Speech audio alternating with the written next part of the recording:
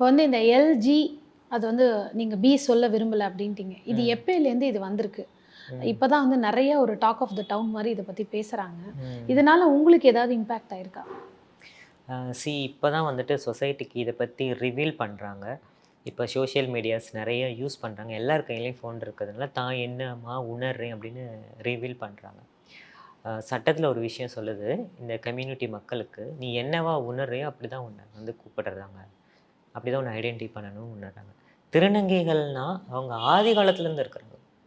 பண்டைய காலங்கள்ல புராண இதிகாசங்கள், நூட்கள்ல இருந்து திருநங்கைகள பத்தின குறிப்புகள், அவங்க எப்படி இருந்திருக்காங்க, அந்தப்புறத்தில யாருக்கு அவங்க வந்துட்டு பணிவிடை செஞ்சிருக்காங்க, இதெல்லாமே இருந்ததுனால, அந்த காலத்துலேருந்து கைலி சட்டை போட்டு, துண்டு போட்டுட்டு வரவங்கலாம் இருந்திருக்காங்க. அப்பையிலேருந்து பார்த்துருக்காங்க. கிராமத்துலேருந்து இப்படி நடக்கிறான், அப்படி நடக்கிறான்.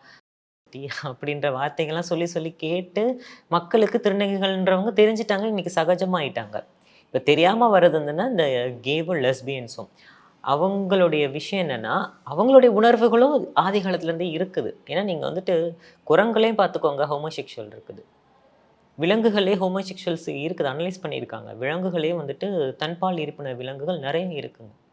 சிங்கத்தில இருக்குது, குரங்குல இருக்கு, கிளியில இருக்குது. அப்படின்றப்ப இது மனித உணர்வோட ஒரு கலந்த ஒரு விஷயம். அத வந்து இப்ப கொண்டுட்டு வராங்க. கொண்டுட்டு வரும்போது ஒரு சில இப்ப எங்க இதுல நீங்க சொல்றீங்கல்ல, ஒரு சில திருநங்கைகள் பண்ற தவறுனால தான் எல்லாத்தையும் சொல்றாங்க அப்படின்னு. அதே மாதிரி ஒரு சில கேவோ, ஒரு சில லெஸ்பியனோ பண்ற தப்ப வந்து இந்த ஹோல் சொசைட்டியும் தப்பா பார்க்க வைக்குது.